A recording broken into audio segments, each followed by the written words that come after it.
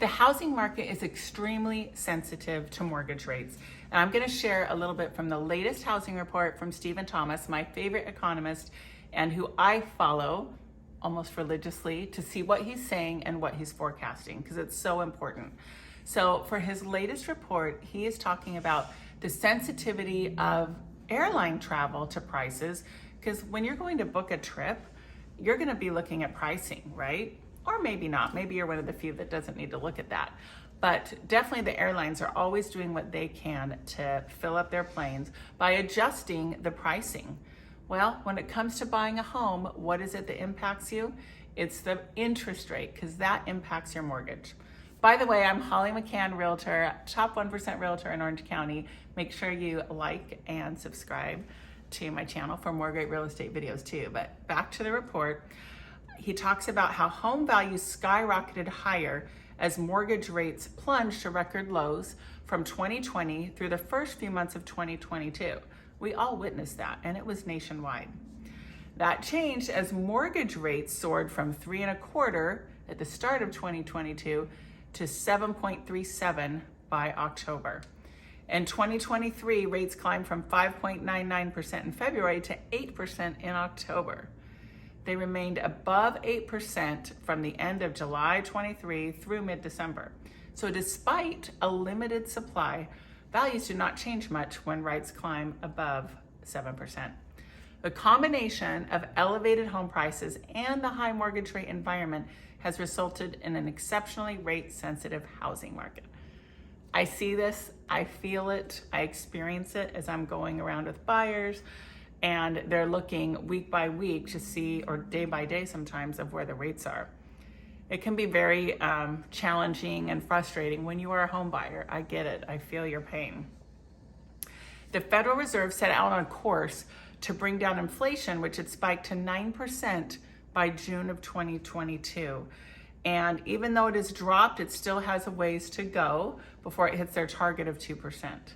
So the Federal Reserve has indicated they plan to drop rates again, but they're also very data dependent. They're watching every US economic data point, from the number of job openings to consumption to many monthly inflation indicators.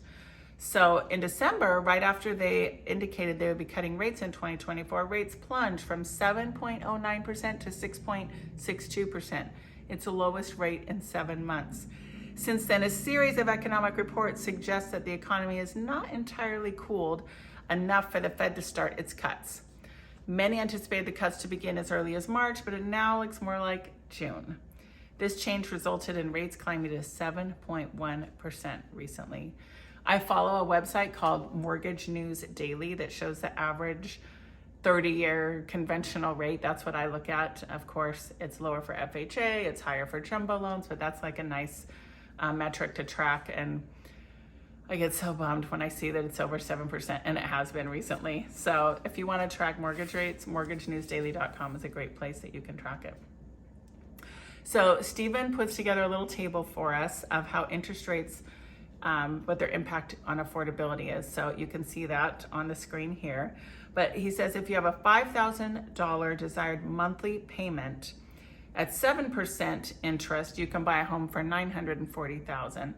But if it was down at 6%, you could buy a home for $1,042,500. So your buying power goes up $100,000 just from going from an interest rate of 6% to 7%.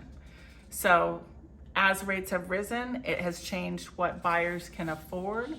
They either have to be willing to have a higher monthly payment, or they're adjusting the price point that they're shopping in because they might have a really strict top line budget that they cannot exceed, whether it's a mental budget or if it's a true debt to income ceiling that's topping out.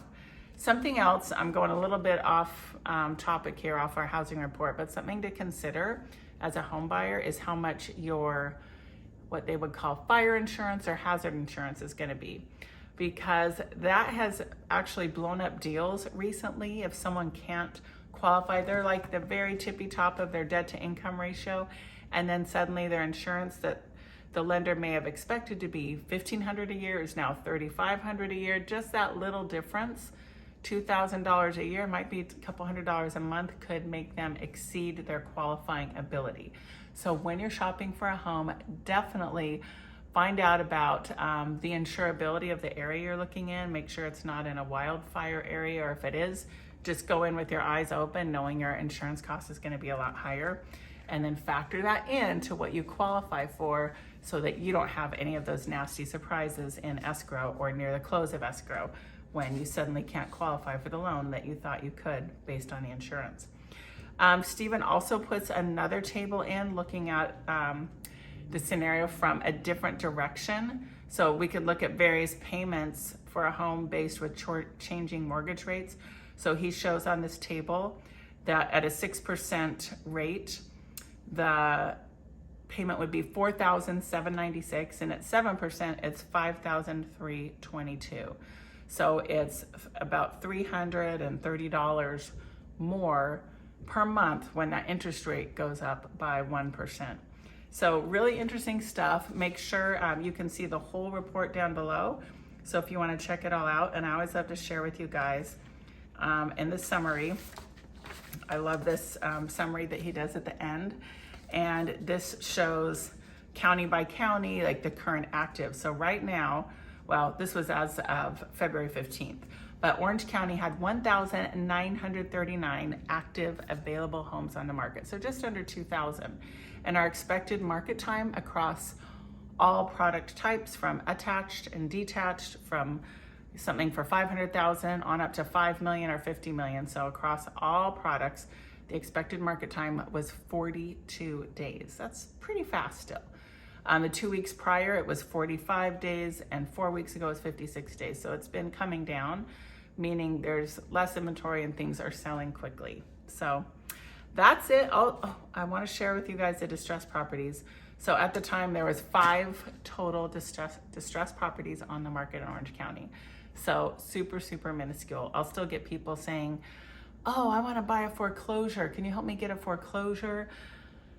They are like super rare, hard to find. And when properties do into foreclosure, usually what's happening is the owners are usually selling them because they have plenty of equity available.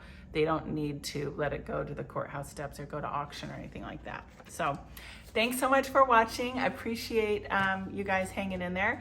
Get the whole report below. Make sure you subscribe for more great real estate information.